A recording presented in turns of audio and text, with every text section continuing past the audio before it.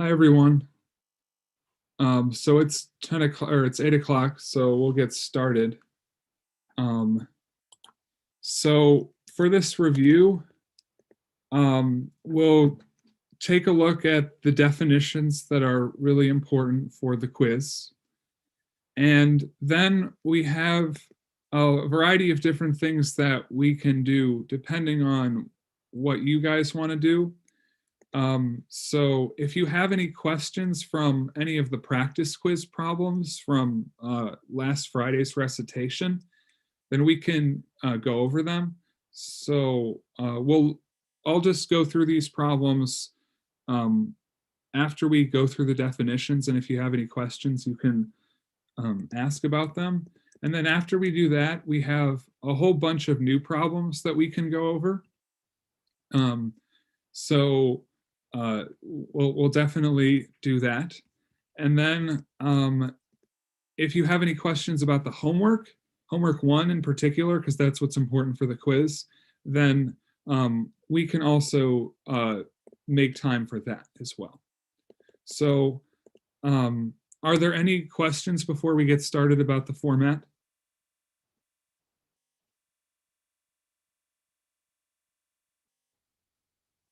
Okay, let me get my chat open. So, all right, so then let's start. I don't see any questions right now, so just interrupt me whenever you have any.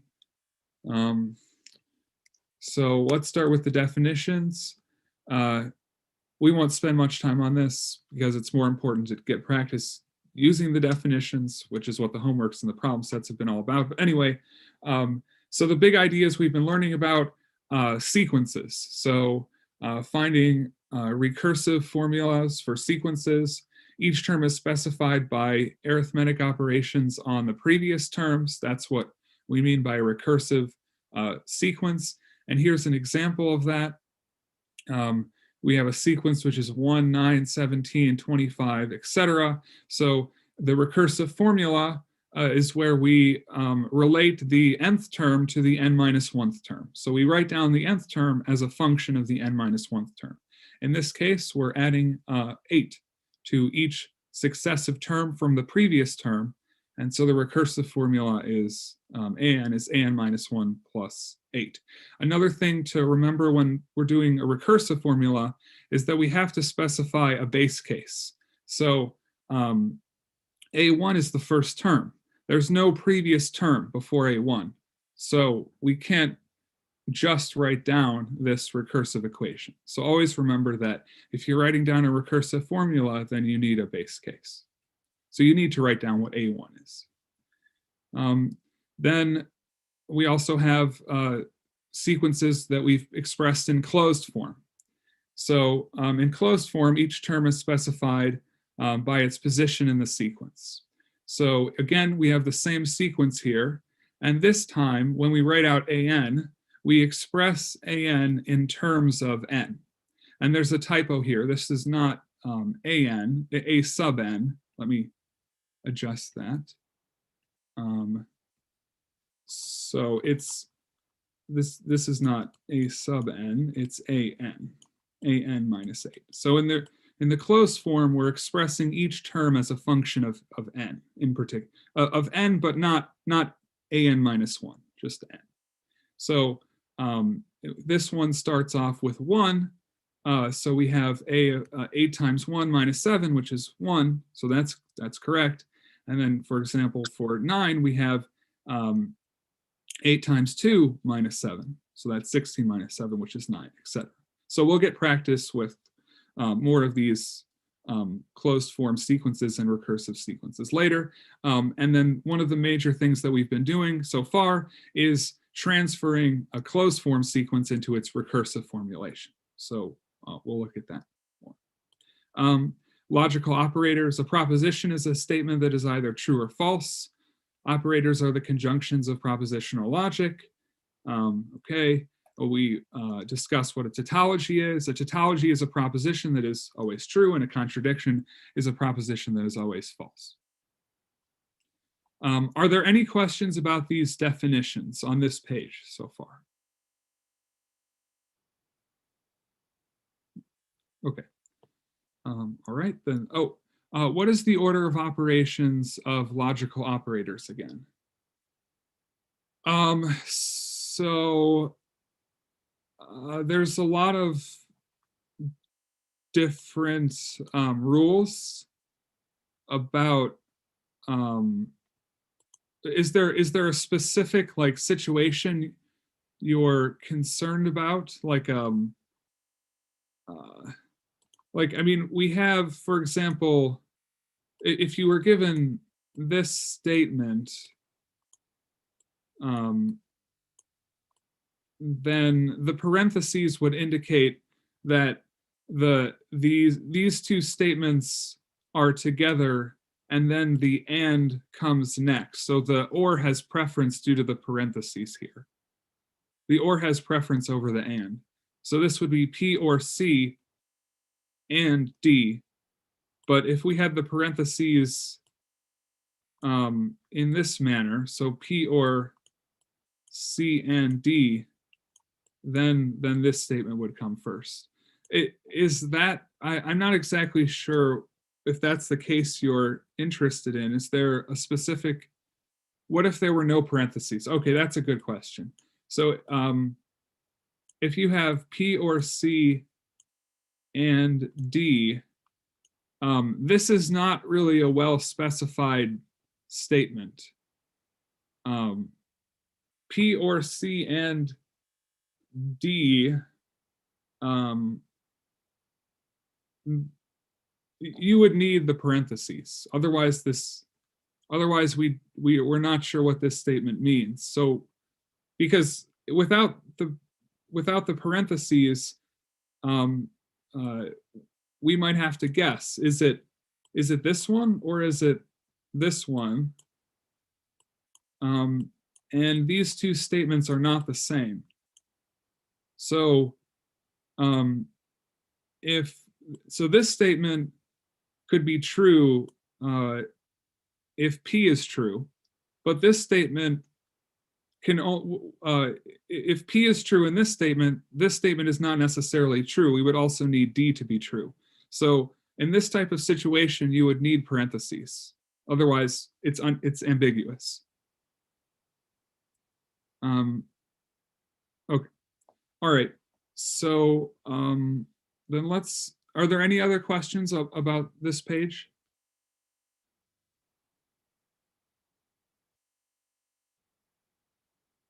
All right.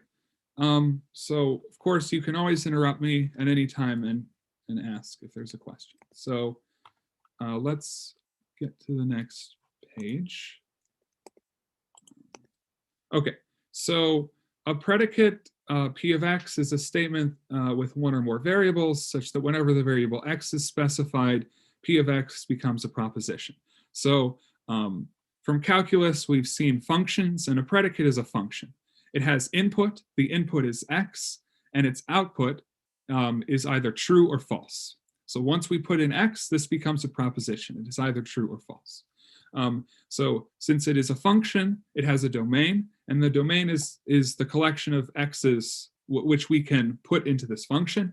And then again, P of X, once we put X into this function, it becomes a proposition, a statement that is either true or false.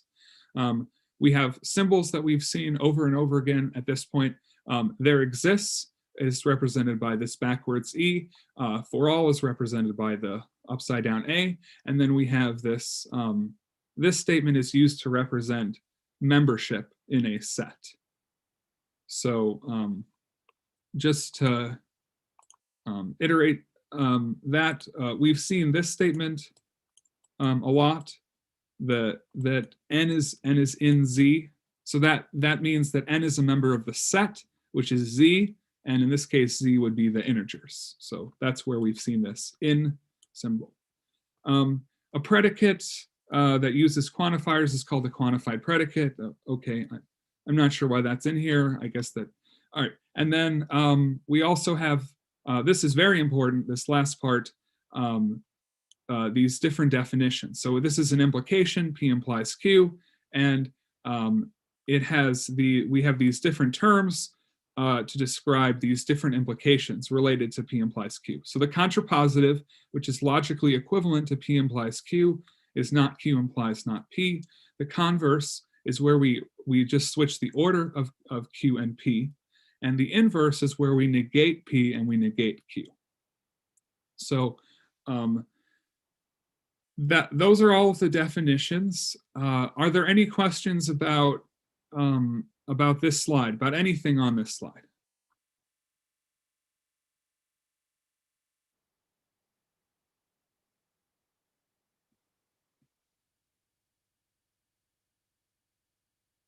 All right, so then let's start by going through the practice quiz from Friday. And since this was done in recitation, the practice quiz, I just want to give you guys a chance to reread the problems. And if you have any questions about them, then we can discuss it. Otherwise, it would be better to get to new problems. But so that's why we're not gonna go through these problems myself unless one of you or many of you would like to see it. Sorry to be picky, but could we go through review problem 4 sometime on this? Is that from the practice quiz? Or is that from the new problems?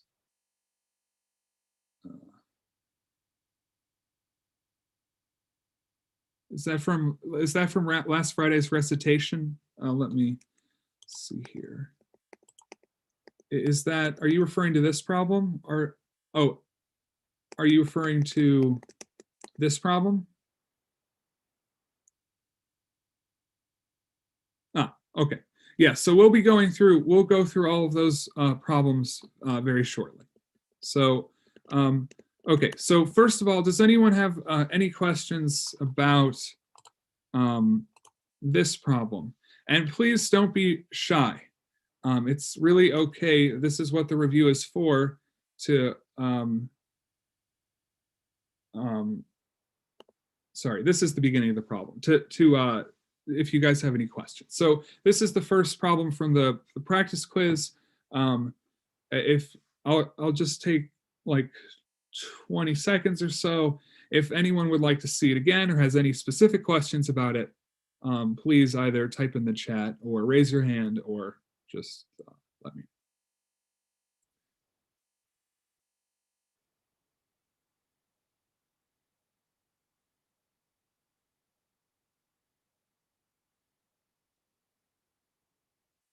All right. So, and then the second part of the problem is this.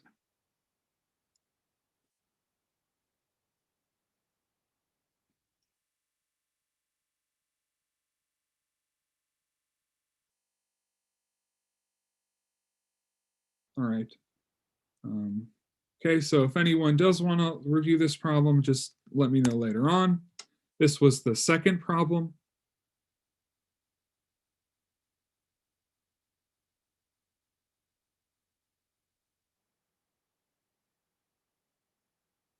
All right. And at any time, just let me know if you want to review it. Here's the third one.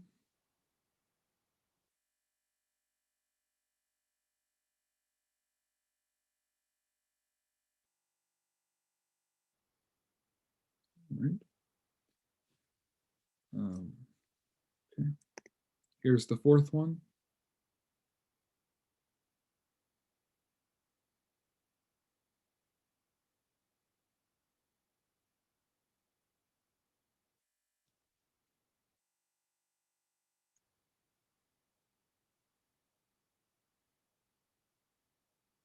All right, here's the fifth one.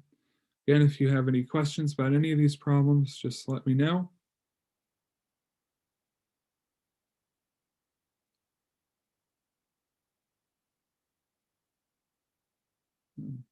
All right.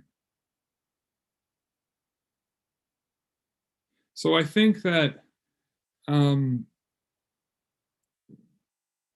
since we're blowing through these, what will end up happening is we'll go through all the review problems, and which we will go through, which I'll do on the board And then that we'll probably have more time. And so if anybody does have any questions about these, then they can ask then. But feel free to ask now. I still planned on giving you the opportunity now to ask questions about these. So if you did have a question about 1 through 5 on the practice quiz, or this is problem 6, then just on this one. Okay, so let me get the drawing board.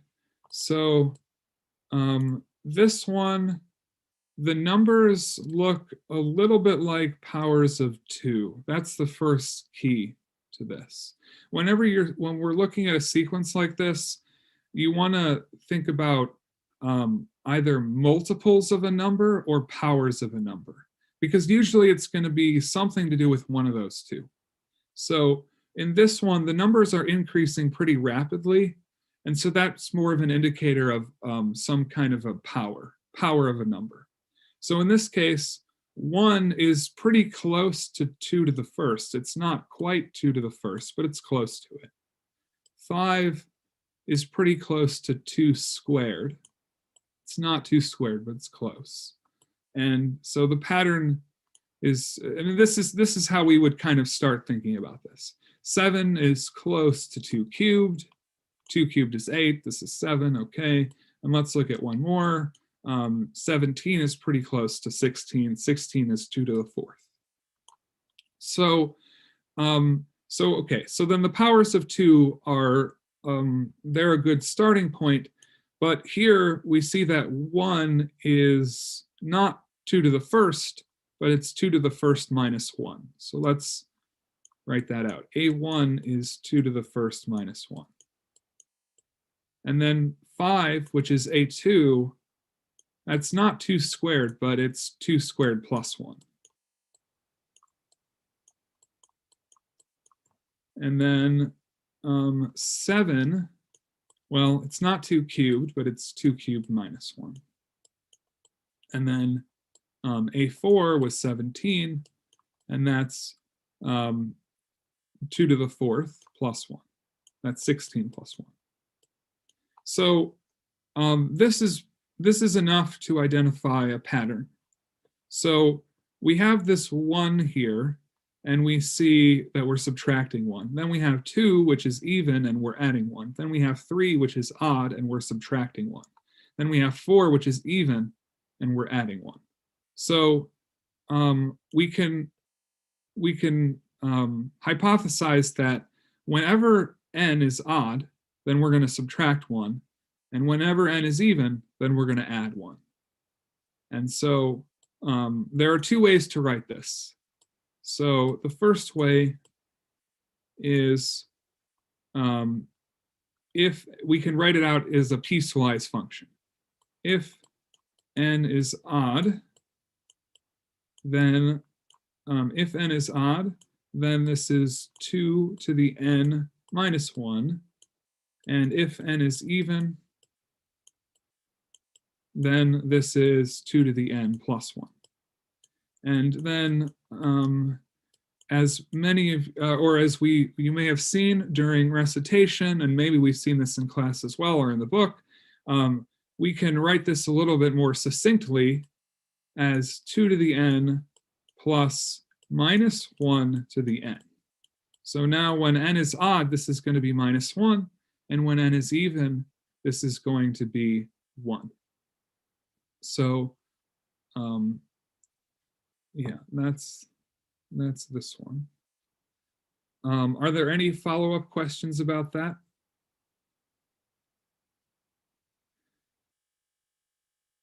Yeah, yes. Yeah, I mean that's kind of that's a good approach to take. It's not always going to be like that. And actually we're going to see one in the review which is a little bit more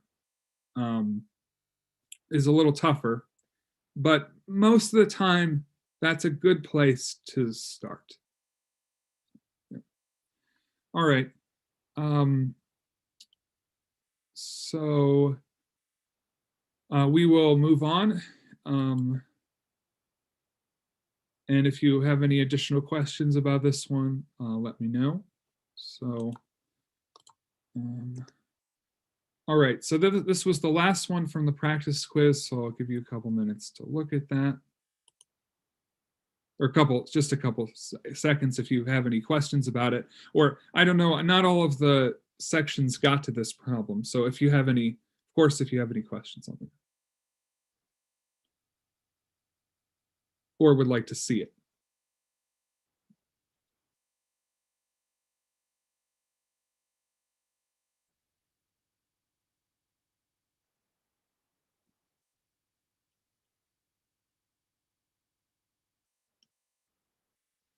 All right, so then let's get on to the new review questions. And we can always come back if we need to. Oops. There we go. Okay, so here's the first one. So take a minute or two to, let's just focus on this first part. So for the following sequence, determine the next number in the sequence and give both a closed and recursive formula. So take a minute or two to do this one, and then we will do it together.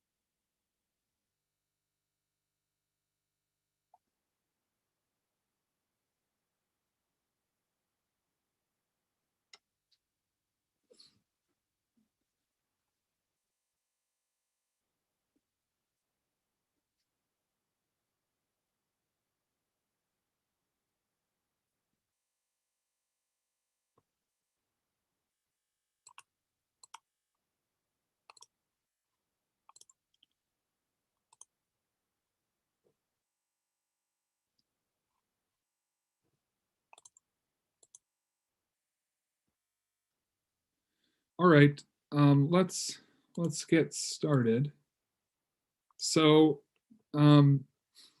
just like the last sequence we were looking at, we were thinking about, well, multiples and also exponents. And maybe it was going to be, one of those two things. That's kind of sometimes a good place to start when we're looking for a closed form.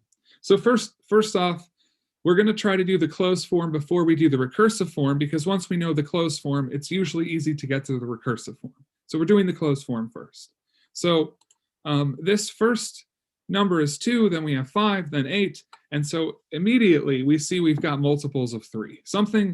These aren't multiples of 3, but it looks like we're adding 3. So there's something going on with multiples of 3 here. So the first term is 2. And then to get to the next term, we add 3. And then to get to the one after, we add 3. So let's try to experiment a little bit. If we put down A1, it's 2, and we're not adding any multiples of 3. So somehow we add 0 multiples of 3. So this is like 2 plus 3 times 0. If we look at A2, it's 5. And we can rewrite this as 2, and then we're adding 1 multiple of 3. And then if we look at 8, or A3, which is 8, so this is 8, and that's 2. So So 2 is our starting point. So 2 has an important place in this sequence. It's an important term. It's the starting point.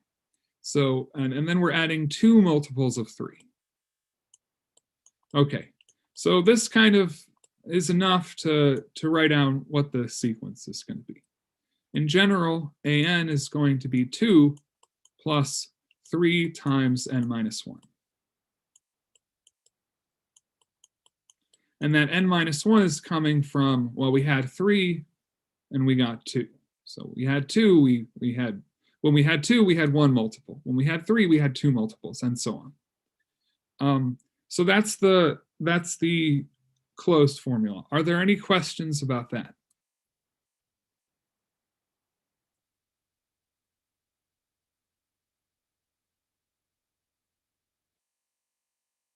All right, so let's do the recursive formula. So again, now when we have the closed form, then getting the recursive form is often pretty easy. Assume an equals 3n minus 1. Oh, yes, absolutely. 3, yeah, 2 minus, yep, that's perfectly fine. Yeah. Yeah, absolutely. So, all right, so now we want to find the recursive form. So the recursive form is okay. It should be easy to find given the closed form. So Alex notes that we can simplify this. This was a good form to use for finding what the closed form is. We can simplify it to 3n minus 1. Okay, so that's what he's pointing out, and that's good. Now we'll use that when we find the recursive form. So when we want to find the recursive form, we need to relate an minus 1 to an. So let's try to do that. An minus 1 is equal to 3 times n minus 1 minus 1. Again, we're trying to relate this to an, and here's an. An is 3n minus 1. So let's try to simplify this to something involving 3n minus 1. And in this case, we're going to distribute. We get 3n minus 3 minus 1. Then we rewrite this as 3n minus 1 minus 3. And then we note that 3n minus 1 is an, so we write this as an minus 3. That's an minus 1. Okay, and so we have that after we add the 3 to both sides of this equation, we have that an is equal to an minus 1 plus 3. Now, that's true for every n which is greater than or equal to 2. But remember that in a recursive form, we always have to specify the first term, and sometimes more. But in this, you have to specify the first term in this case, because the terms depend on the previous term, and the first term doesn't have a previous term.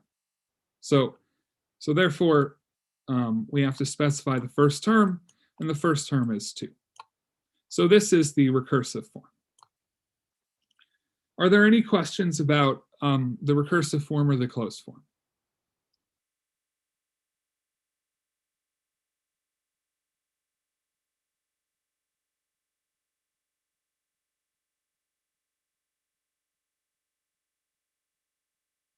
All right. The next one. For the following sequence, determine the next number of the sequence and give a recursive formula. So take a couple, well, just a minute and take a look at that. And then we'll look at it together.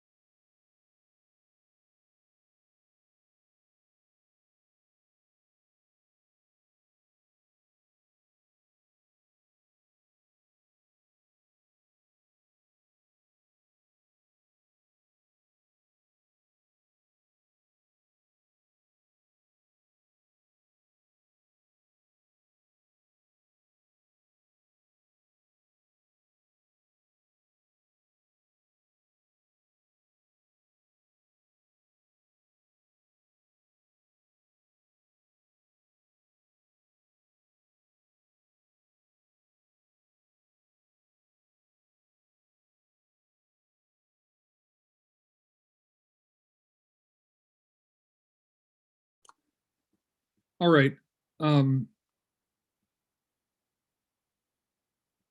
Is it okay to define A1 and A2 and then have, yes. And that's the answer here. That's exactly what's going on, as Vista points out. So this is a little different than what we've seen before. So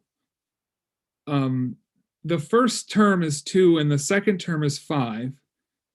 And usually we're looking for some kind of an exponential thing going on or a multiple, but it's kind of hard to see exactly what that would be here. We take 10 and, well, um, we multiply it by 5 to get the next term, but we don't multiply 50 by 5 to get 500. So that doesn't seem right.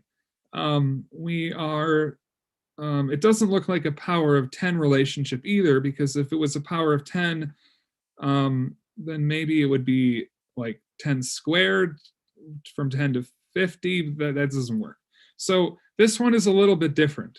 And the key is to observe that to get 50, we multiply 5 by 10. That gives us 50. And to get 500, we multiply 10 by 50. And so that's the pattern here. It's kind of, I think this is a hard one. So as Vista points out, we're going to specify what the first two terms are. The first term is 2, and the second term is 5. And then the recursive formula is A3. Well, let's just start to write out some terms. A3 is A1 times A2. And A4 is A3 times A2. And A5, so it also asks us for the next term in the sequence, 1, 2, 3, 4, 5.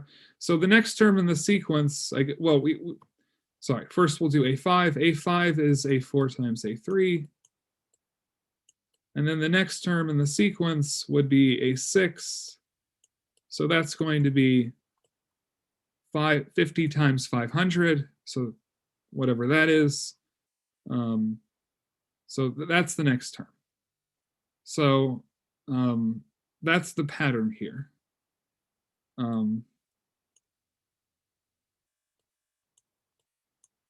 So in general, the recursive formula, yeah, thanks.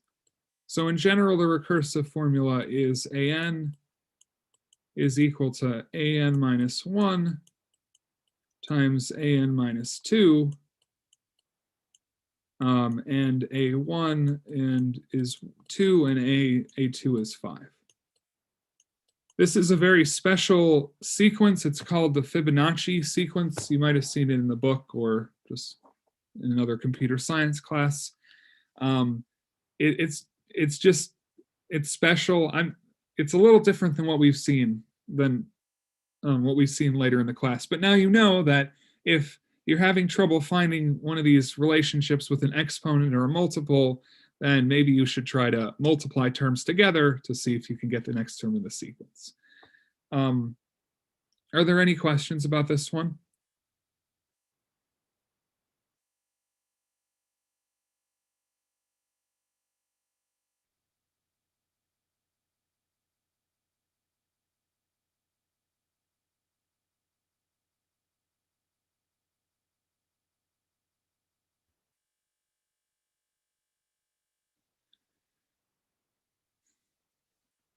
All right. If you do have any questions, shout them out. So we're going to move on.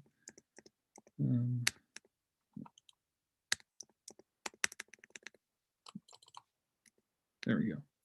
Okay, here's the next problem. Given that an is 2 to the n minus 1 for all n greater than or equal to 1, is it true that an equals 2an minus 1 plus 1? If not, give a counterexample. If so, use algebra to show that they are equivalent.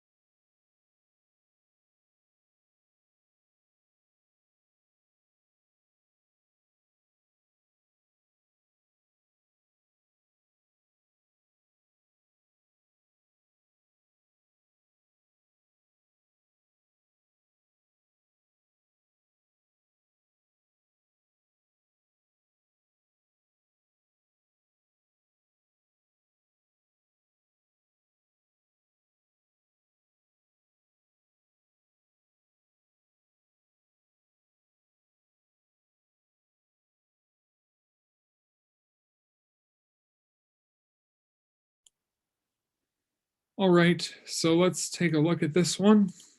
So we're going from a closed form to a recursive form.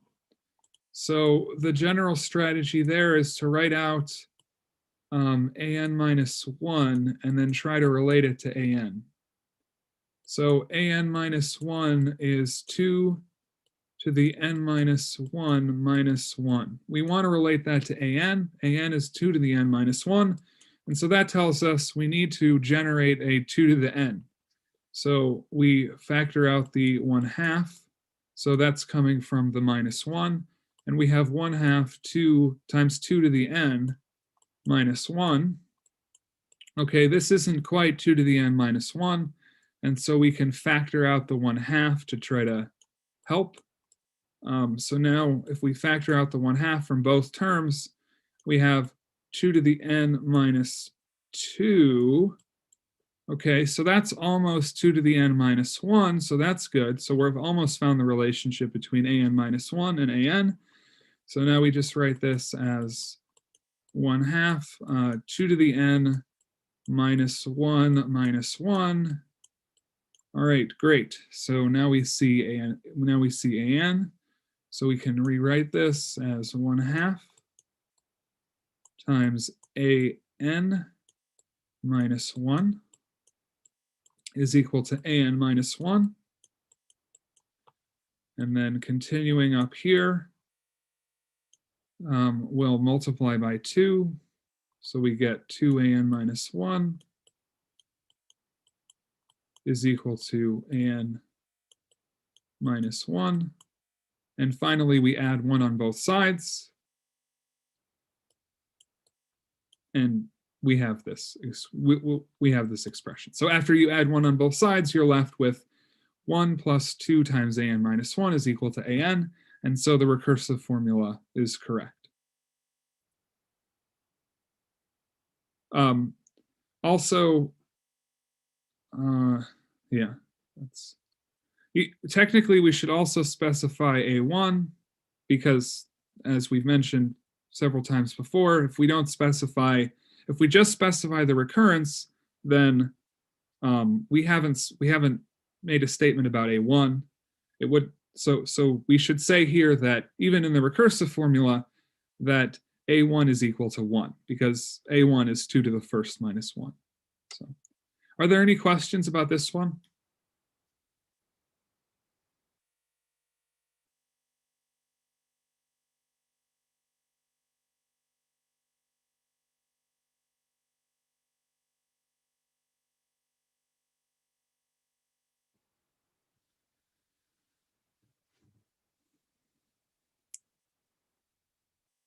All right. So then on we go.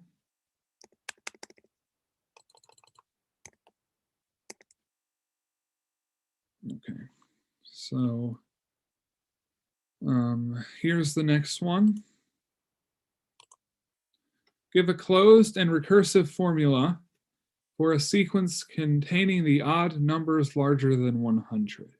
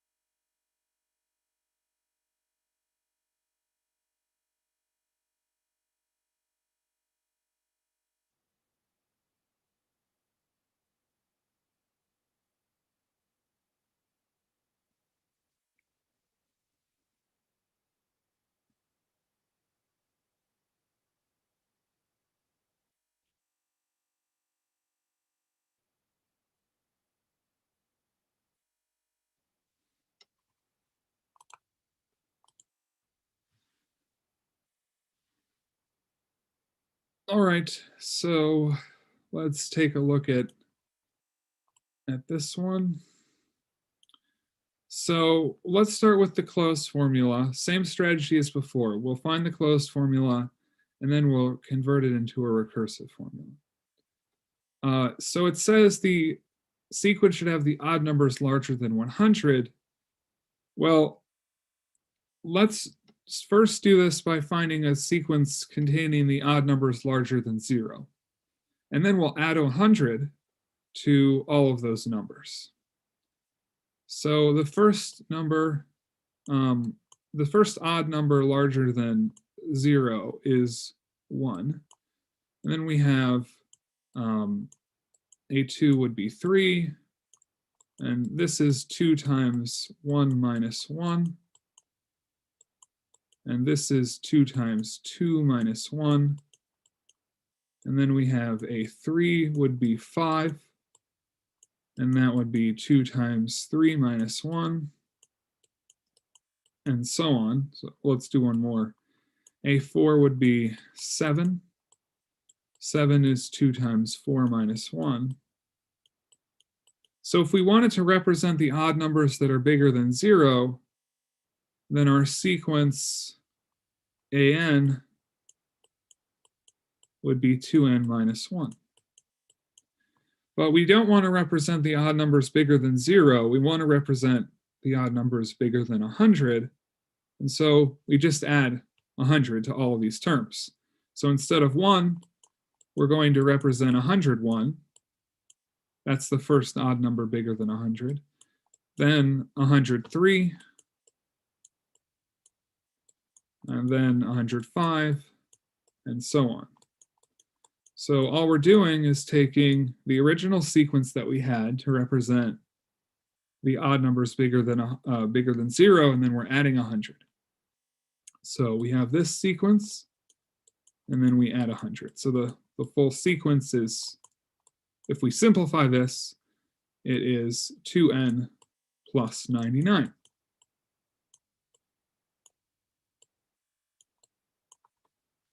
Are there any questions about the closed formula for this sequence?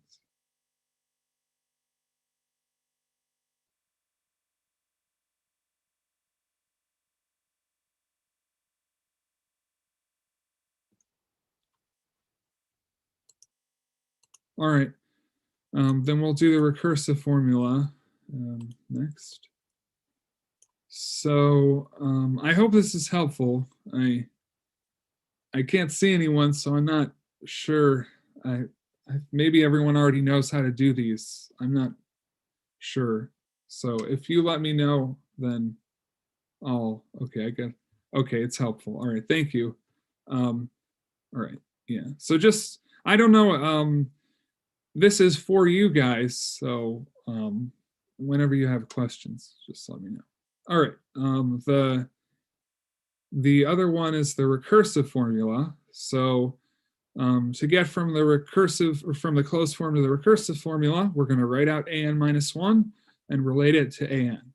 So same drill. An minus 1 is 2 times n minus 1 plus 99. And we know that an is 2n plus 99, so the key is to distribute the 2 so that we can get this expression, this 2n plus 99. So this is 2n minus 2 plus 99. And all right, great. So this is just moving the terms around. This is 2n plus 99 minus 2. And 2n plus 99 is exactly an, which is why we were interested in that expression.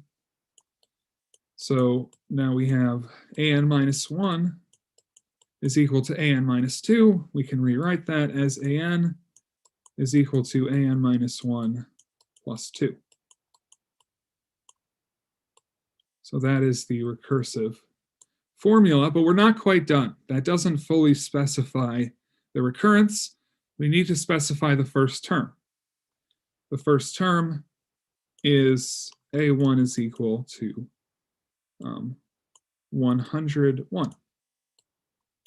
So if we didn't specify the first term, then of course, we wouldn't know the starting point. And for example, someone might come to us and say, well, what if the starting point was 0? And in that case, or what if the starting point was 1? And in that case, we would be representing the odd numbers greater than 0 instead of the odd numbers greater than 100. So it's very important that we specify the starting point when we write down the recursive formula. Are there any concerns about that?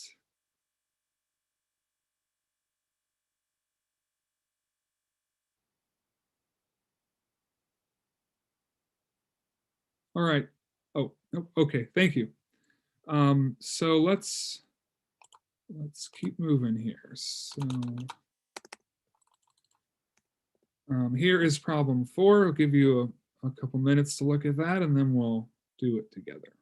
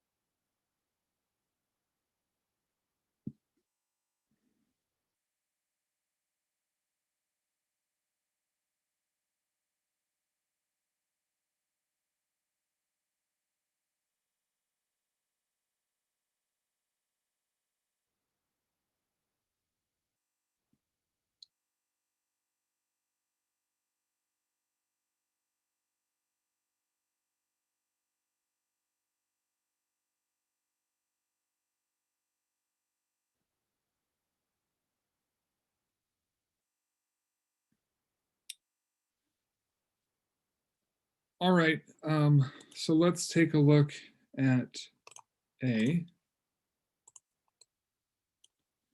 So, or problem 1, part 1.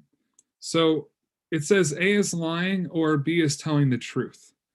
So there's this or in between these two statements. So we know we're going to have an or, and then we're going to have one statement here and one statement here. So A is lying, all right, well, P is A is truthful, so A is lying is the opposite of A being truthful, so this is not P. And then B is telling the truth, that's Q. So it's Q. So that's the first one. All right, and then this second one, I think, might be a little bit more tricky than the first one. So it says neither A nor B is lying. So what that really, it's a strange way to say that A is not lying and B is not lying. So A is not lying. This is logically equivalent to A is not lying.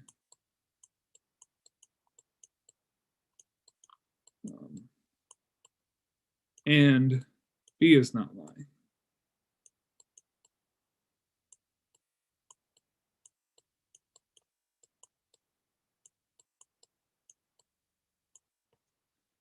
So when we see neither one statement nor another, this is what we're really saying. We're saying that the first statement is not true and the second statement is also not true. So um,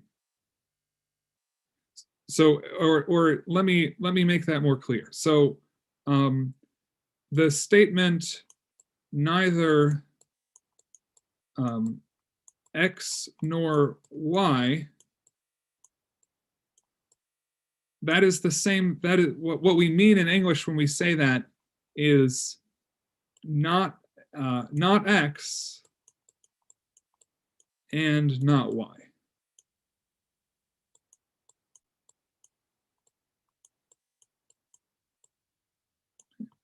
So that's the key to this problem, is recognizing that what this neither this nor that means for us, which is not x and not y. So once you with this interpretation in mind, then well, A is not lying and B is not lying. So well, this is well, if A is not lying, then A is being truthful, and so that's P. And we also have that B is not lying, so B is being truthful, so that's Q. So this is P and Q.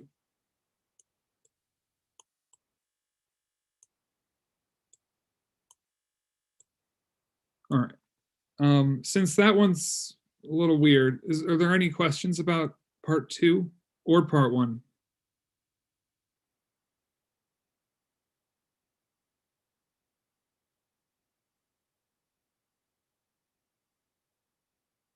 Okay. All right. So then let's look at the last one. A is truthful, but B is not. So but is another way to say and. So part 3, A is truthful, that's P, and B is not. B is not truthful. B is lying, so that's not Q.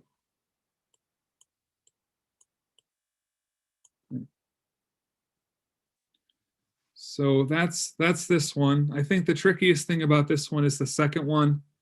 This neither x nor y. It means that it's not x and not y. That's what in English, that's what we mean when we say neither x nor y. So,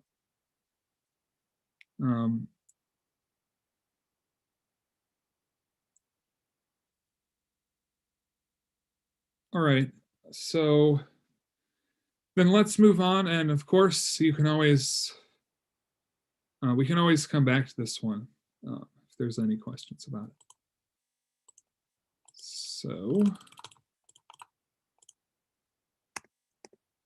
here's problem 5. I'll give you a couple minutes to do this one. While you're doing it, I'll start to write out the truth table. So just you can start to do it. I'm just going to be writing out the truth table in the background.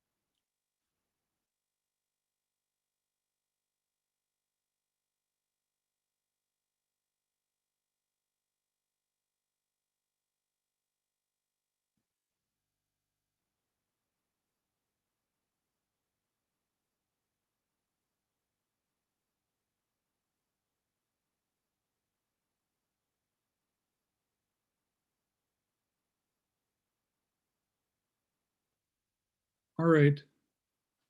So I'm going to get started with the truth table here. So we want to know whether or not this statement is logically equivalent to this statement. So to do that, we have to show that as well. Here I've written out this statement as A or B, where A is this guy, and B is this one. So so our first statement is A or B, and the other statement is this one, which is written here. And so what we'll want to show is that in all 4 rows of the truth table, this column is the same as this column. So we just have to hammer this out. Let's start. We have not P, so since P is true here, this is P, not P is going to be false here, and not P is going to be true here. For not Q, well, Q is true, so that's false. Here Q is false, so this is true. Oops. Here Q is true, so this is false, and here Q is false, so this is true. All right, now we have to handle the A term. So we have not Q and P. So not Q is false, so we don't even have to look at P. We know this is a false statement because it's an and statement, and not Q is false. So this is false.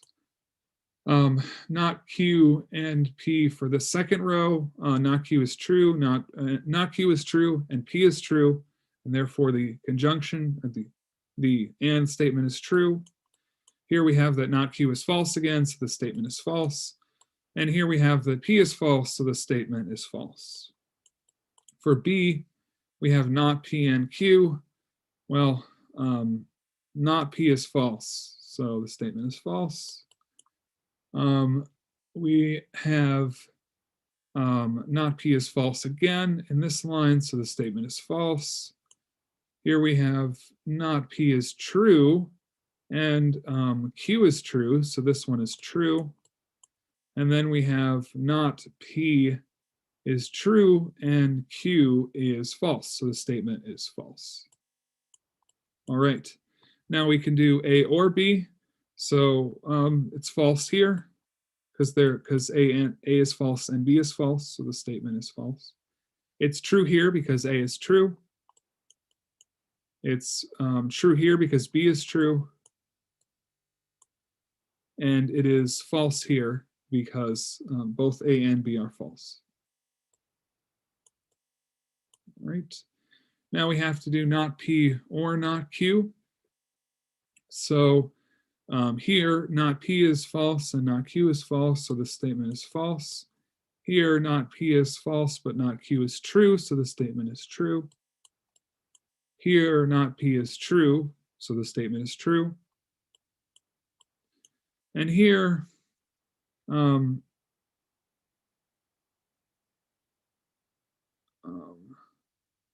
not P is true,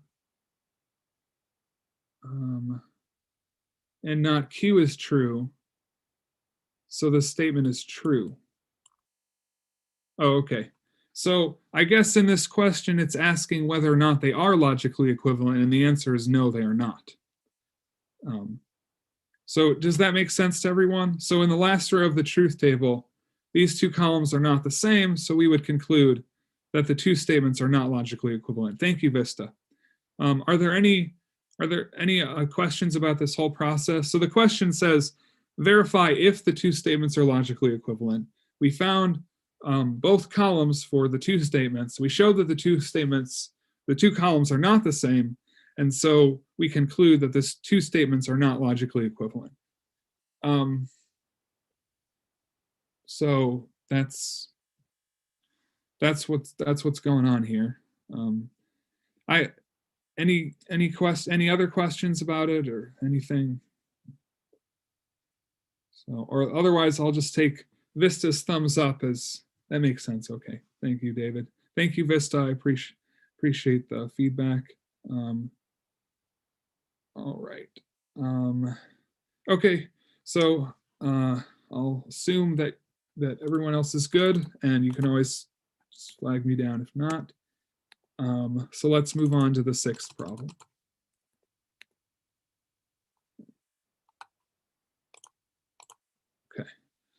So now we need to verify that these two statements, not Q and P, or P and the statement P, are equivalent.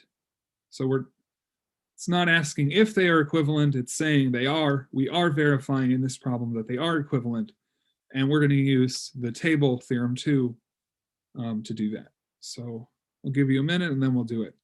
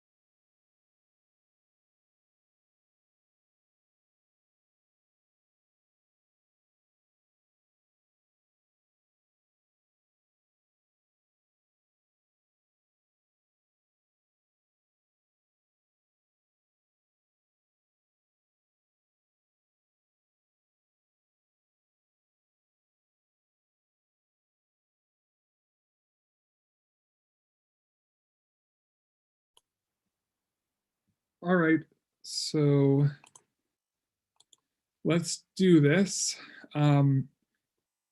So let's start with this statement, and then we're going to use a series of operations to convert it into this statement.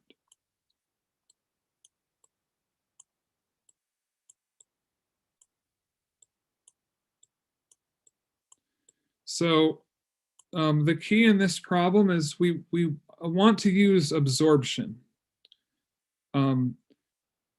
And that's this line here.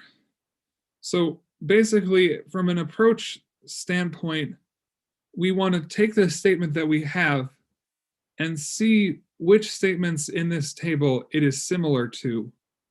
And in this problem, the statement that this is most similar to is the absorption rule. So somehow we want to be able to apply that.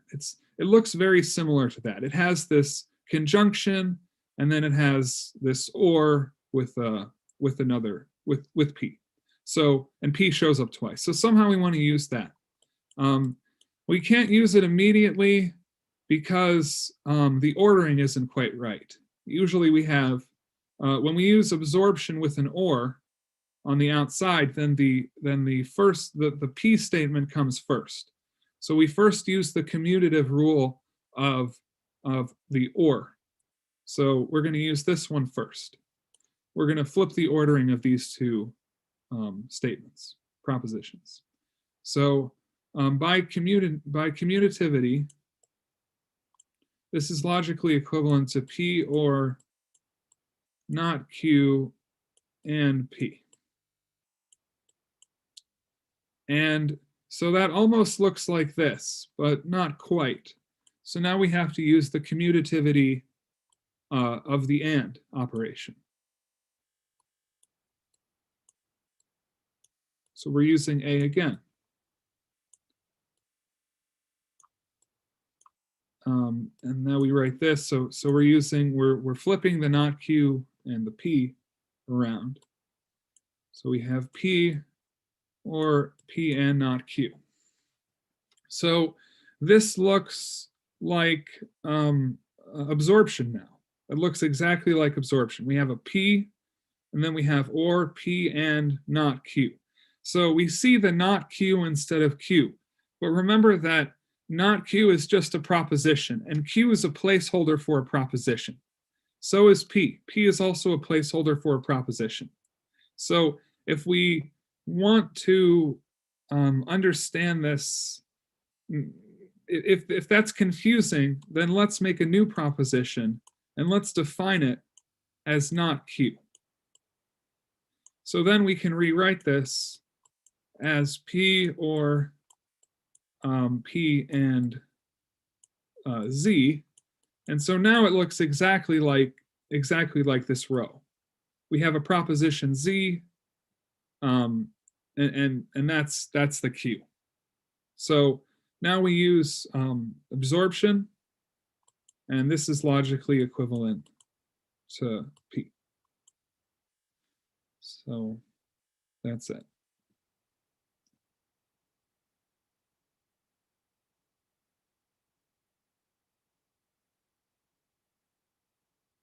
Are there any concerns, questions? I'm confused about the last part. Okay. So I think that the issue is that in this table we're using Q. In this table we use Q, and here we have not Q. Is that the confusion? That we have a Q in here, but here we have a not Q. Okay. So I wish we would have used different symbols up here. But in this table, the symbols are placeholders for propositions. So in this table, Q is a proposition and P is a proposition. But when we're dealing with P and Q up here, these are not the same P and Q that are in the table. So absorption can be rewritten for any two propositions. So we can rewrite absorption in the following way. We can rewrite this if we had a proposition T and we had another proposition Z, we could rewrite absorption as T or T and Z. Actually, I'm not going to use Z because we used it before. So T or T and Q is logically equivalent to T. So, and in fact, we could rewrite every one of these rules in this table using T and Q. Sorry, T and, sorry, no, I already used Q. I can't use Q, sorry. Let me use B. So T or T and B. So let's say that T and B were two arbitrary propositions. Then we could rewrite this entire table using T and B. T and B are just placeholders for any propositions, any at all.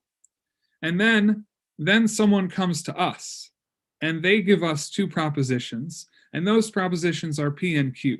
And we want to show that this statement is logically equivalent to this one. So then when we get down to this step, now we would say that, well, not Q is a proposition and P is a proposition. Those are both propositions. So we would set B equal to not Q, and we would set T equal to P. So T and B are arbitrary propositions. They are placeholders. We've now replaced T with P and B with not Q. And so the rule of absorption still holds. So the main point is that the table has these P's and Q's in there, but those are really just placeholders. So they're placeholder propositions. They're any arbitrary proposition. So it's confusing that our original statement, the statement up here, involves P's and Q's as well. And so that's what makes this confusing. But if we replace the placeholders in the table with different letters, call them T and B, then what we're really doing when we get down to this step is we're replacing our placeholder B with not Q and our placeholder T with P. And then the rule still holds.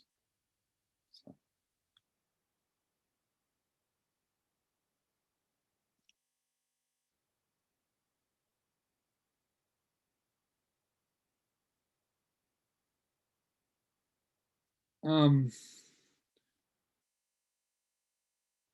no, you don't have to. You don't have to write down the step. You could have just said. You could have just said this is logically equivalent to p. Had you done that, that would have been totally fine. Yeah.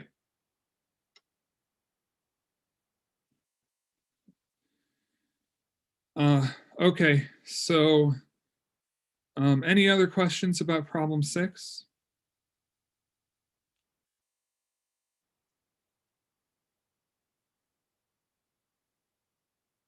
All right. Then let's move on.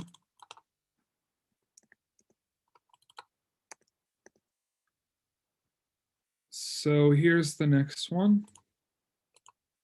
Write the following predicates using the simple predicates x is greater than 0 and y is greater than 0, along with the propositional connectives and, or, and not.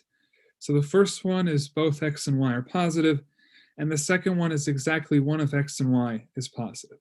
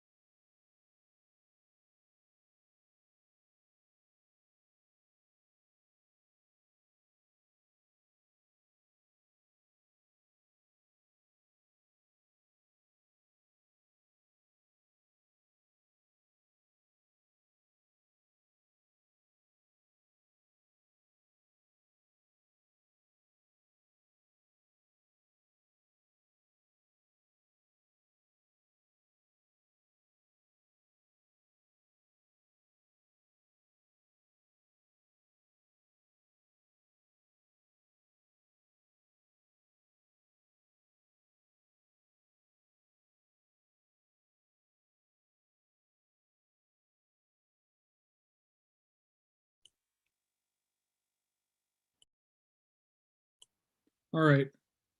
So let's look at the first one. Both x and y are positive. So both is and.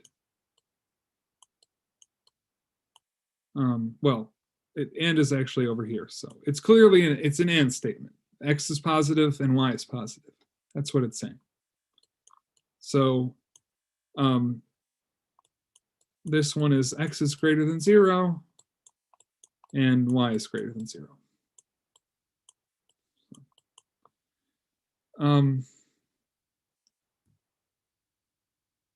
Yeah.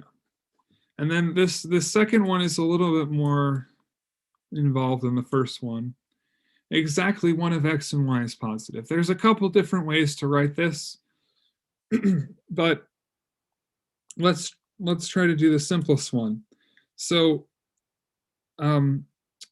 we can start off with the statement that we had from 1. Well, actually, sorry, we cannot do that. That is not what we would do. We could start off with this statement. So here it says x is greater than 0 or y is greater than 0. So this is not, we're not done yet, but we're close. So this statement will be true under 3 different conditions. When x is greater than 0, when y is greater than 0, or when both x is greater than 0 and y is greater than 0. So now we have a bit of a problem because we only want exactly one of x and y to be greater than 0. We can't have both. So we somehow have to exclude that case. And that's why we're going to introduce an and. So in order to enforce this constraint that they're not both positive, we're going to have an and then we're going to say, well, that they're not both positive. So it's not true that x is greater than 0 and y is greater than 0.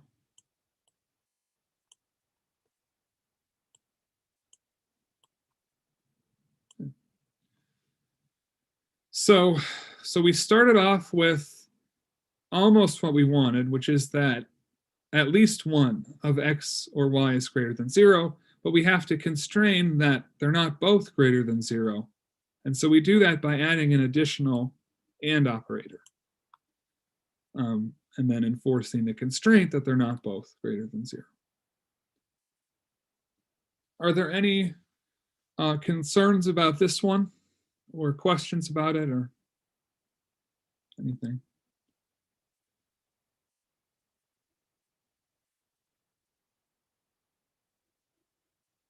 Thank you. Thank you, Vista. For the quiz, do we have to write out the x is greater than 0 and y is greater than 0? Or just write x and y?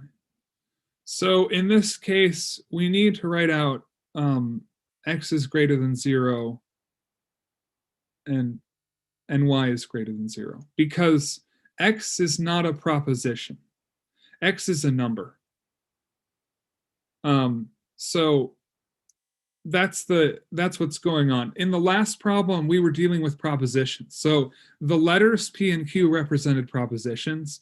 And so propositions, it makes sense to write down P and Q, because we can join propositions.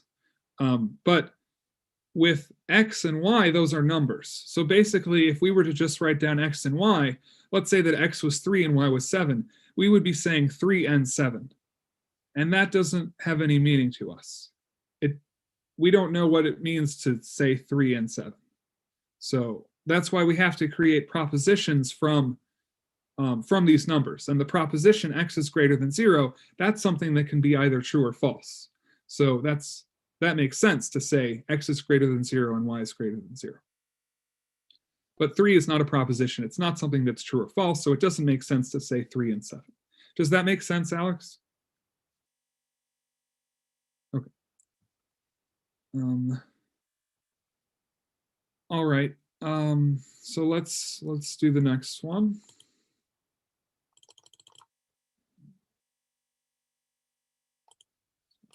Drawings. Whoops. Okay. So write the negation of each of the following statements. Simplify each to the point that no not symbol occurs to the left of a quantifier. So take a little bit of time to do that, and then we'll look at it.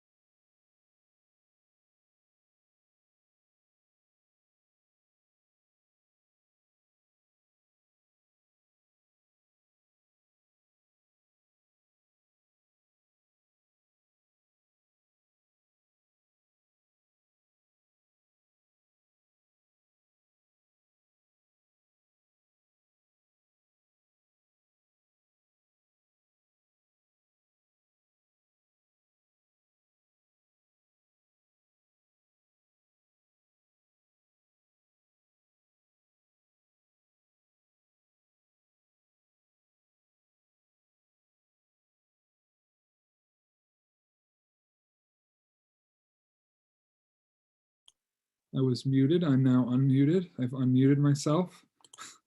So now let's do part 1 and 2 here. So we want to write down the negations. So we're basically going to use the algebra of negations. We'll start out with not for all A and R, for all B and Z, A squared plus B is in Z. And then we're just going to distribute the negation through, or move the negation through. So when we move the not into the for all, it becomes a there exists. That's the property of negation. So not for all becomes there exists. So this is there exists in A, in R, and then the not is distributed to this part. So now we have a not for all B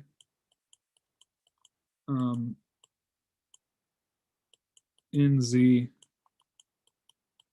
A squared plus B is in Z. And again, we distribute the not, and it becomes a there exists on the B.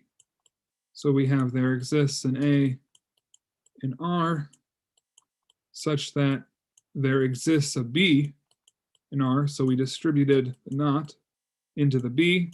And then we have to distribute the not one more time. So it's not true that A squared plus B is in Z. And so we distribute the not inside this statement, and that becomes A squared plus B is not in Z. So we'll write that out one more time. There exists an A in R, such that there exists a B in R, such that A squared plus B is not in Z. And on the quiz, if you just write it out without showing the steps, that's fine. I just wanted to show the steps because it's the review session. So, are there any questions about number 1? Okay. All right.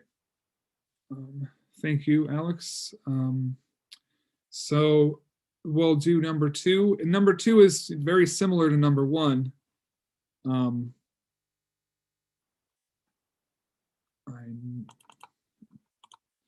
just need to get a new page here. There we go. Actually, I'll just do it up here. So the only difference is that when we distribute the not into the for all, that becomes a there exists. So I'm going to skip some steps here, write that this is a there exists in X and Z. And then we would have not there exists Y in R, such that X equals 2Y. Okay, so when we distribute a not into a there exists, it becomes a for all.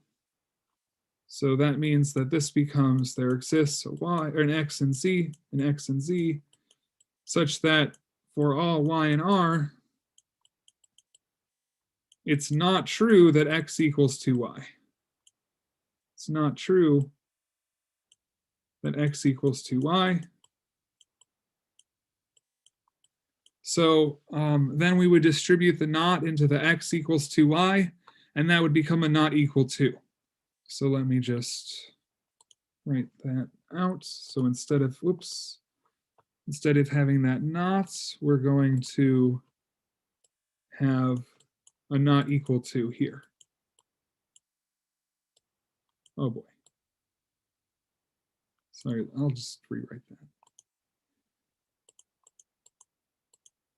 that. Okay. X not equal to 2Y. So that's number 2. On number 1, did you cross out the element of sign to negate that last statement? Yes. Yes. So yes, that is a cross. That is very important. That's how we negated the last statement. That's exactly right. All right. Any other questions about either of these?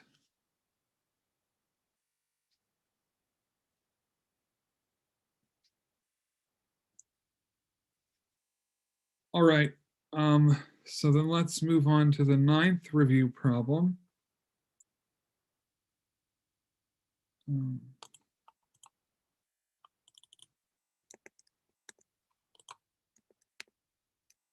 Okay. So express the following statements using predicates and the quantifier for all. 1, if n ends in 5, then n is a multiple of 5. 2, if m ends in 3, then m is a multiple of 3. And 3, if n is a multiple of 5, then n squared minus 1 is not a multiple of 3.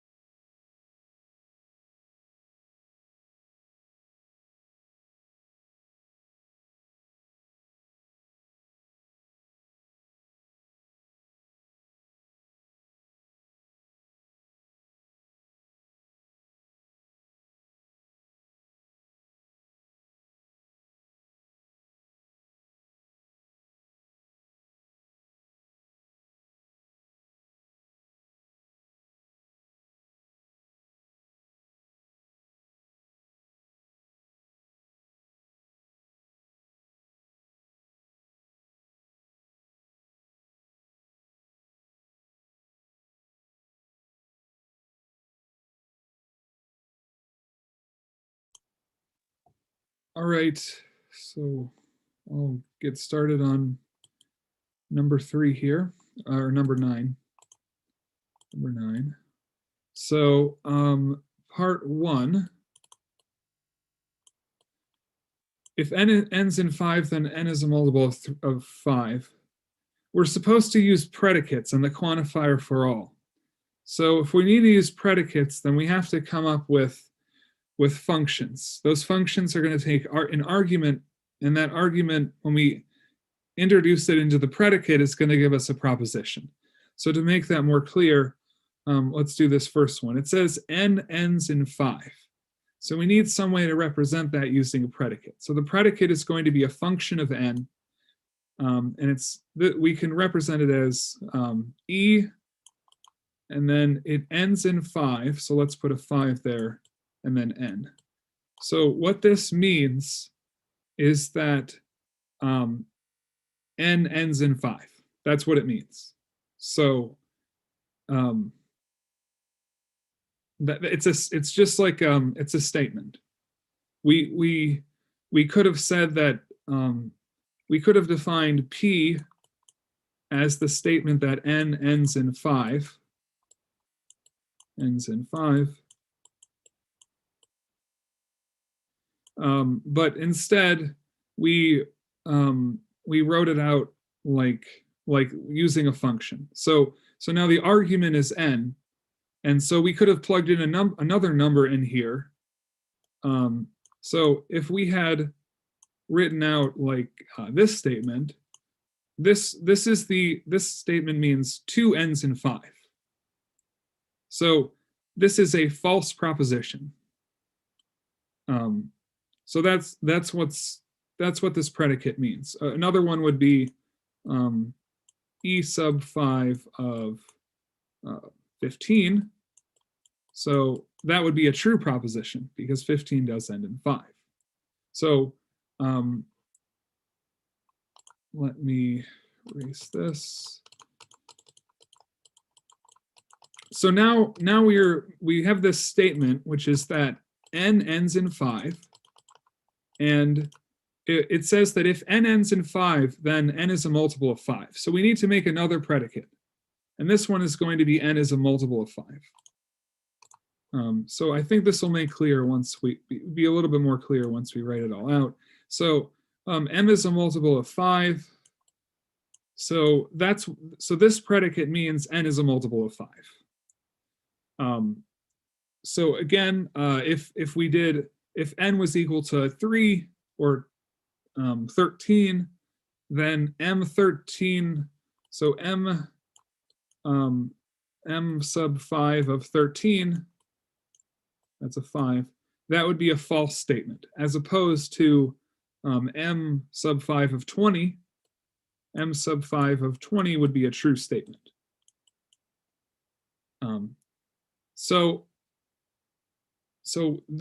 This is what a predicate is. It's a function that takes in a number and it spits out a proposition, and that proposition is either true or false. So e sub 5 of n, it takes in the number n, the proposition becomes n is a multiple of 5, and that proposition is either true or false. So with that in mind, now we can write out number 1.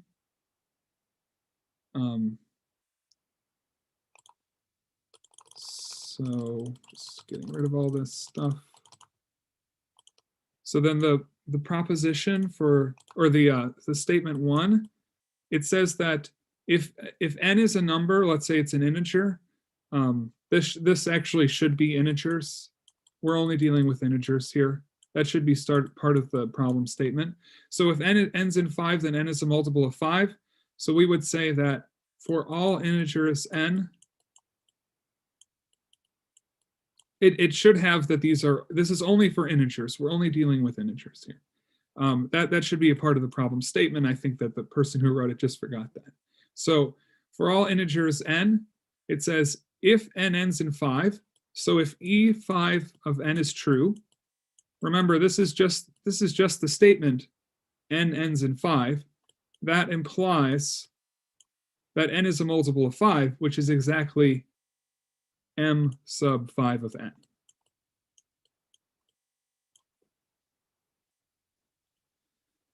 Are there any questions about number 1?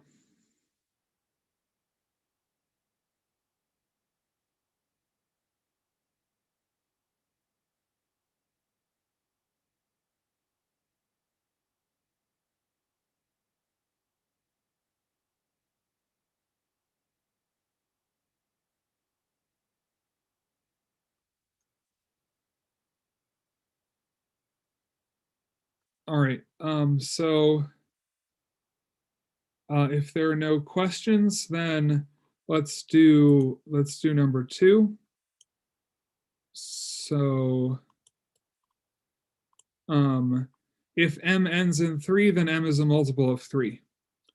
Okay, so actually we've defined all the predicates that we need already. So for all m and z, this one is m ends in 3. Okay, so that would be e sub 3 of m. Then that implies something. It implies that m is a multiple of 3. So m is a multiple of 3. That's it. So capital M is just the function, but little m is the number. So any questions about number 2?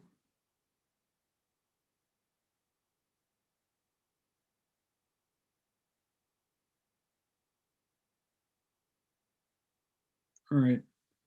Let's do number 3. It says if n is a multiple of 5, then n squared minus 1 is not a multiple of 3. So we know how to say that n is a multiple of 5. So let's say for all n in Z, so n is a multiple, if n is a multiple of 5. So we have this multiple, we have 5, and we have n. If n is a multiple of 5, then that implies that n squared minus 1 is not a multiple of 3. So we're going to have a not, and then we'll have n squared minus 1 is a multiple of 3. So this would be m sub 3, m squared minus 1.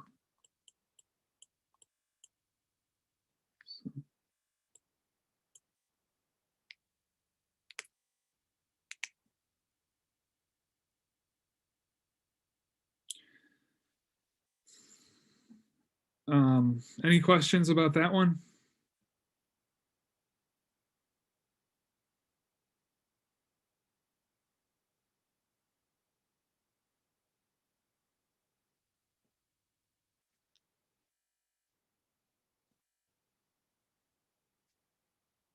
Okay, thank you, David.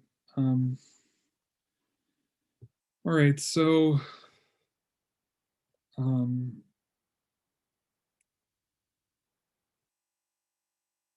then let's go to the last one.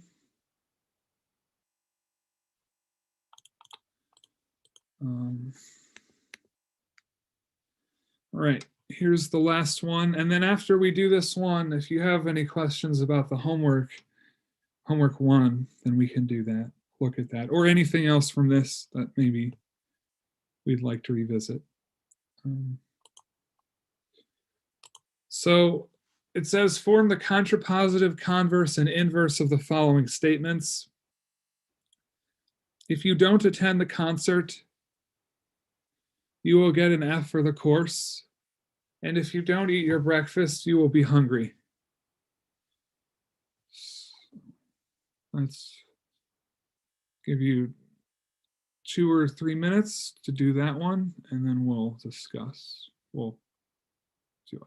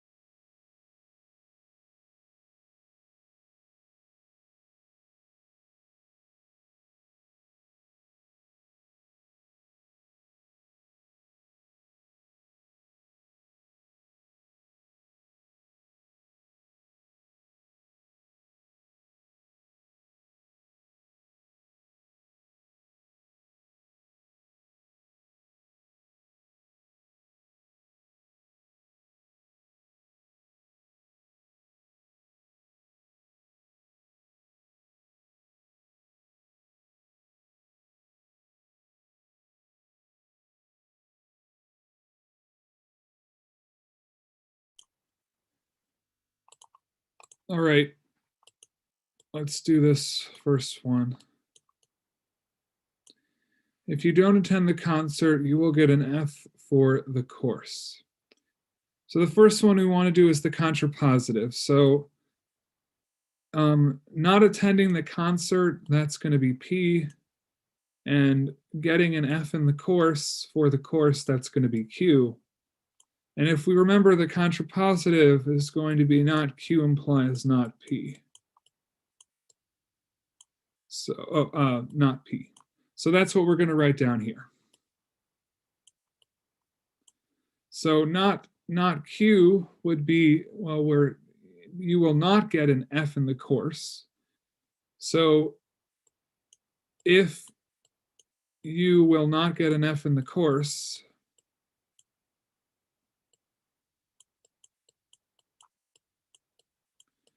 not get an F, I'm just going to say not get an F, then you attended the concert. Then you attend the concert.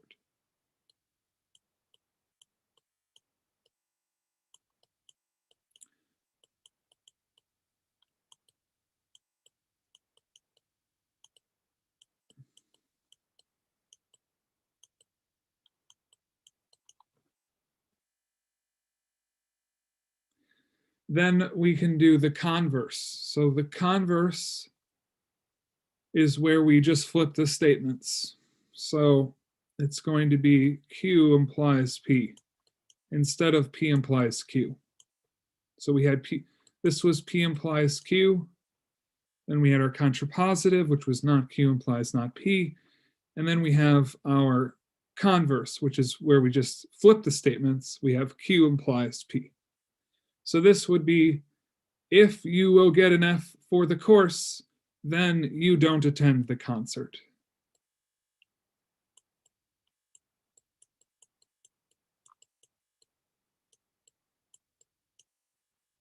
Or if you get an F for the course,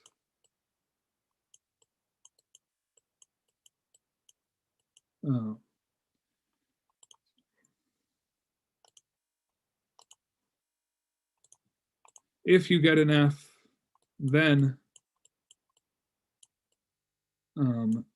if you get an F, then you don't attend the concert.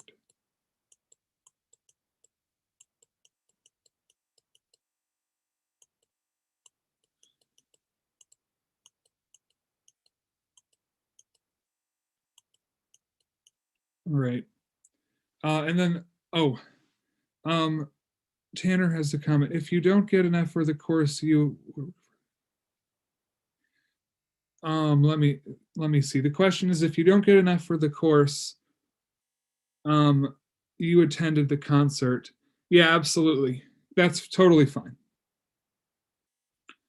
The tense, I don't, the tense doesn't matter.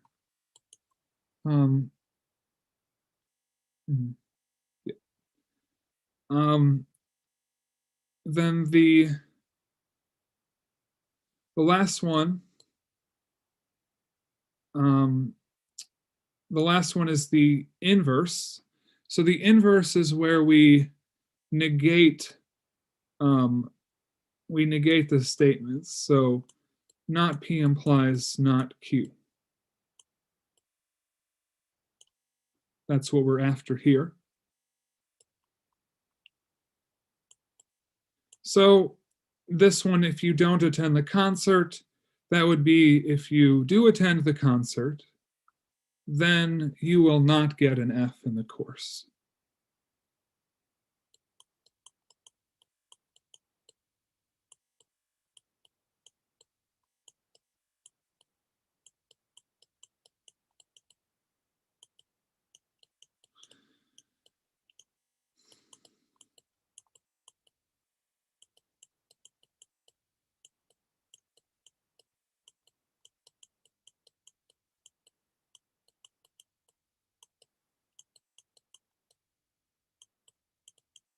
Okay. And then the other problem, number 2, same ideas. So the statement, you have to identify the statement P and Q. So if you don't eat breakfast, that would be statement P, you don't eat breakfast. And then statement Q is you will be hungry. And then we have to go through the exact same procedure. For the contrapositive, it's not Q implies not P. For the converse, it's Q implies P, so we just flip them.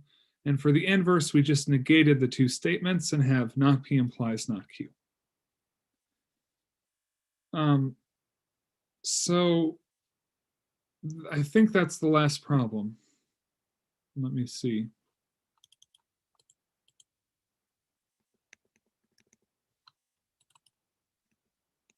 Yeah. So if you guys have any questions about any of these or any of the homework problems from homework one, then let me know and we can look at that now. I still have 10 minutes left. So I'll be here for the next 10 minutes.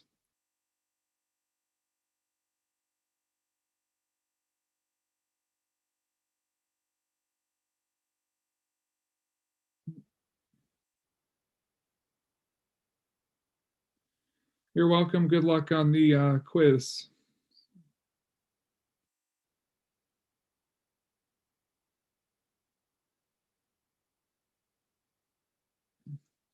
Right, yep. Good luck. Have a nice day.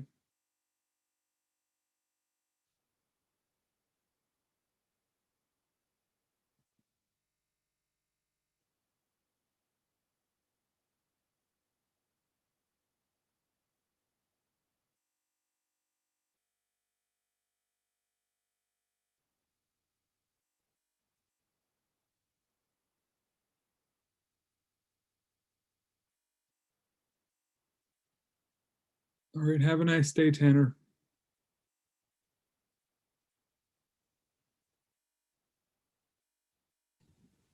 For homework 2, do you have any tips on like how to do the proofs? Oh, I'm not muted, am I? No. Could you weren't muted either, were you? What could were you guys saying things to me and I couldn't hear? No. No. Okay, good. All right. Just on homework 2, like for some of them I'm unsure of how to like start it, I guess. Homework 2? Homework 2? Yeah. Okay. Let me pull that up. Let's see here.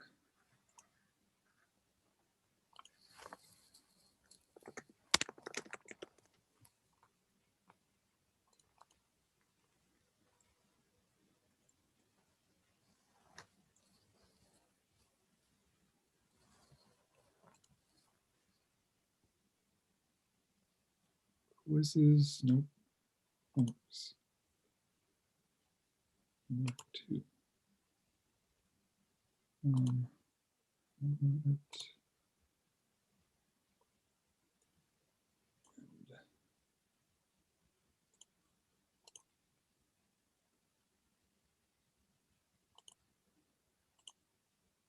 All right. Can you see homework 2 here? Yeah. Mm-hmm. Which problem? I'm on problem 5. Okay.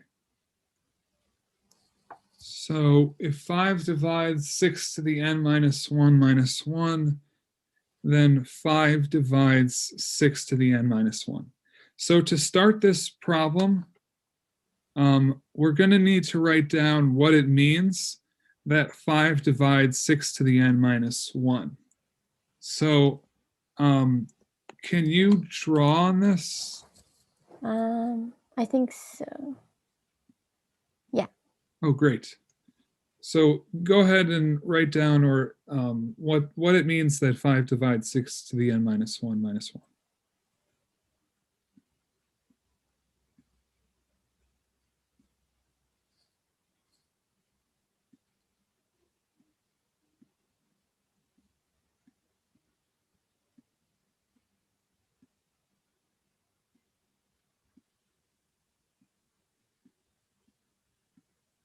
Five k. Okay, so k is an integer. Mm-hmm. Yeah. And also I had a question. So the propositions in the textbook, can we use those on the quiz? Or do we have to prove those too? Which propositions?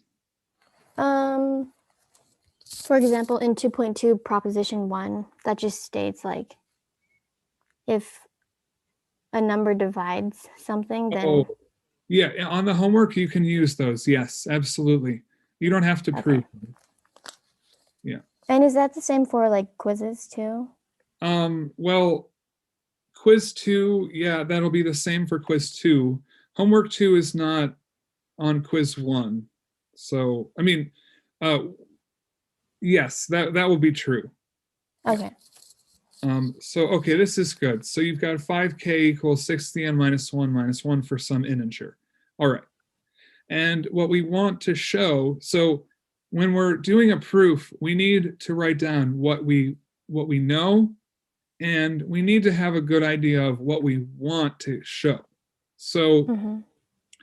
so what do we want to show? Can you write that down as well?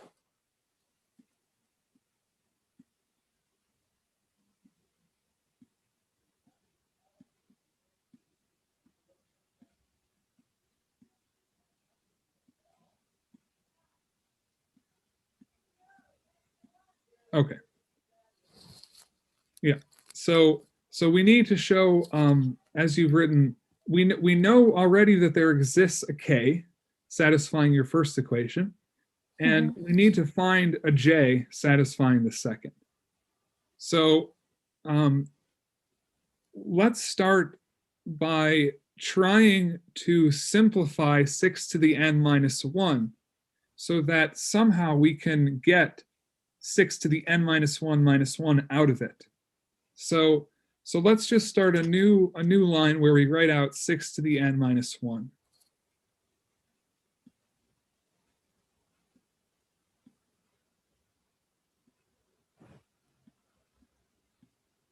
Okay, great. So now we know a lot about 6 to the n minus 1 minus 1. And we're sitting here with 6 to the n minus 1. And we know a lot about 6 to the n minus 1 minus 1. So we want to get 6 to the n minus 1 out of what we're starting with here. So one thing is, let's try to get 6 to the n minus 1 out of 6 to the n minus 1 minus 1. 6 to the n minus 1. So factor out a 6.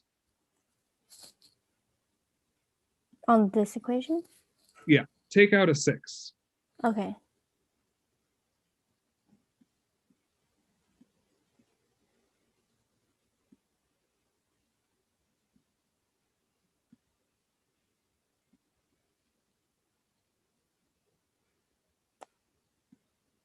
Would that be 1 to the n? So here 6 to the n is n copies of 6 multiplied together. So when you factor out 1 6, you're left with n minus 1 remaining 6s. Oh, so 5 to the, no. Oh, okay, that makes sense.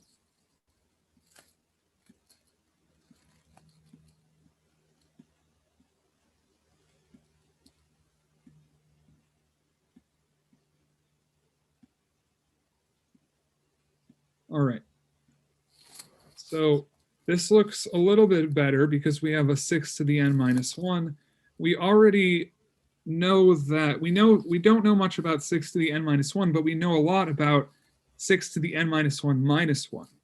So now we have to take that next jump, which is to somehow put in this minus 1. So one of the tricks that's commonly used in math when we need an expression that we don't have but we're really close to it is to add and subtract the same number, because that number is 0. And so so here try adding and subtracting 1 inside the parentheses. Oh, inside. Yeah.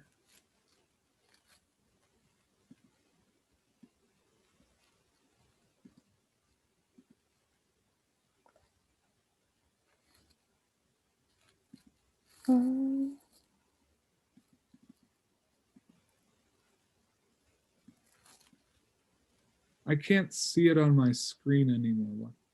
Yeah, sorry. I don't know. It won't let me. Oh, okay, I got it.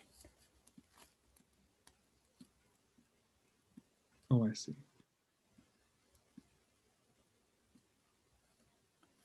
Oh, wait. Okay. Okay, great. So now remember, we know a lot about 6 to the n minus 1. So try to get that out of this. move the terms around so that you have a 6 to the n minus 1 minus 1. Okay.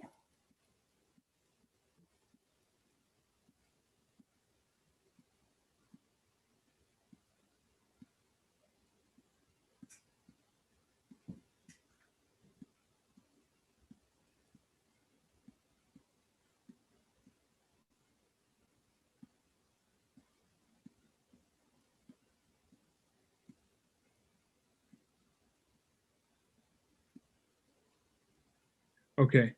And then, so I see what you did. You had a 1 over 6 and you added the 6 of you. So we have to be a little bit careful here. So we had, this is, that the extra term is 1 minus 1 over 6. So it's just a little bit of an algebraic mistake. So instead of 7 over 6, it's going to be 5 over 6. Do you see the? Oh, okay. Yeah. Sorry. Yeah, so instead of, you did 1 plus 1 over 6, but it's 1 minus 1 over 6. Okay, that makes sense. Yeah. All right. Okay. Now, do you, so go ahead and write out in place of 6 to the n minus 1 minus 1 what we already know it is equal to.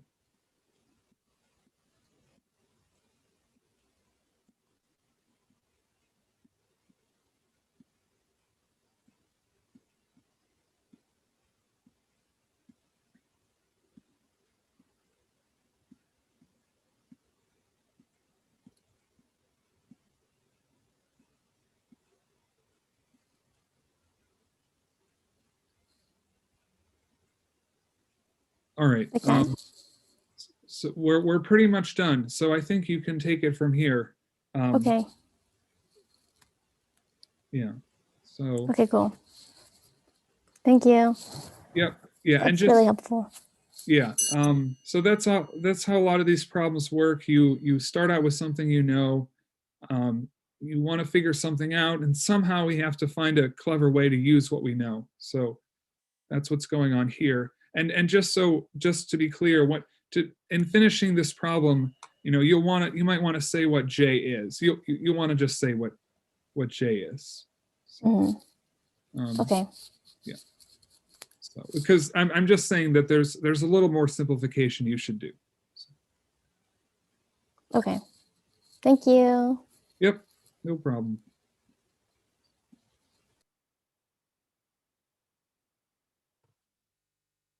Okay.